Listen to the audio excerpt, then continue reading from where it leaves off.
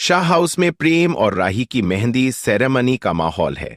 ढोल नगाड़े बज रहे हैं, महिलाएं गाने गा रही हैं और घर में खुशी की लहर दौड़ रही है। हर कोई मस्ती में डूबा हुआ है। अनुपमा भी अपने काम में लगी हुई है। वह मेहमानों के लिए नाश्ता लेकर आती है, लेकिन तभी मोटी बा उसे रोक देती है। मोटी बा सबके सामने अनुपमा को नीचा दिखाने की कोशिश करती है। वह कहती है कि अब से हर मेहमान अपने खाने का ऑर्डर अनुपमा को ही देगा। कुछ मेहमान ताना मारते हैं कि कोठारी परिवार के बेटे की शादी एक वेट्रेस की बेटी से हो रही है। अनुपमा की आंखों में आंसू आ जाते हैं, लेकिन वो चुपचाप सिर झुका लेती है। प्रेम और राही यह सब देखकर गुस्से में आ जाते हैं। प्रेम खुलकर मोटी बा का विरोध करता है और कहता है कि अगर उन्हें इतनी ही परेशानी है तो वे इस शादी में न आएं। राही भी अनुपमा के समर्थन में खड़ी हो जाती है और कहती है कि अब बस बहुत हुआ। मोटी बा चुप हो जाती है, लेकिन मन ही मन जल रही होती है। दूसरी तरफ माही अपने कमरे में बैठी होती है। वह अपने हाथ पर मेहंदी से चुपके से प्रेम का नाम लिख लेती है। मीता जब यह देखती है तो उसे झटका लगता है।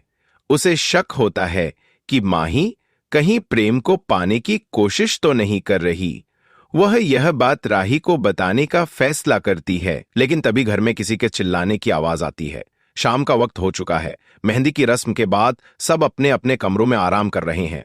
तभी गौतम की नजर राही पर पड़ती है। वह राही को बुरी नजर से देख रहा होता है और उसके मन में गंदे ख्याल आ रहे होते हैं। वह सोचता है कि राही कितनी खूबसूरत लग रही है और उसे किसी भी तरह हासिल करना होगा। गौतम चुपके से राही के कमरे की तरफ बढ़ता है।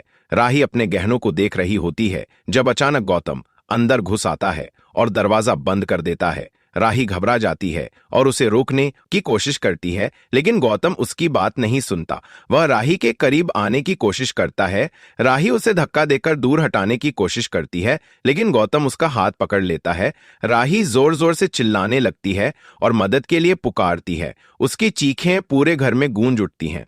अनुपमा किचन में काम कर रही होती है जब उसे राही की चीखें सुनाई देती हैं। वह बिना कुछ सोचे समझे दौड़ती हुई राही के कमरे की ओर जाती है। जैसे ही अनुपमा दरवाजा खोलती है, वो देखती है कि गौतम राही के करीब आने की कोशिश कर रहा है। ये देखकर अनुपमा का खून खौल उठता है। अनुपमा तुरंत गौतम को जोरदार थप्पड़ मारती है।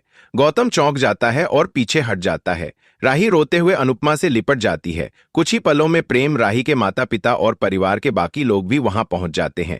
प्रेम गुस्से में गौतम को घसीटता है और उसे मारने के लिए तैयार हो जाता है, लेकिन अनुपमा उसे रोक लेती है। वह कहती है कि गौतम को उसकी सजा कानून देगा। अब सबकी नजरें अनुपमा पर होती हैं। वह एक गहरी सांस लेती है और पूरे परिवार के सामने घोषणा करती है कि गौतम को पुलिस के हवाले किया जाएगा। यह सुनकर मोटी बा गुस्से में चिल्लाने लगती है, लेकिन अनुपमा उसे चुप करा देती है।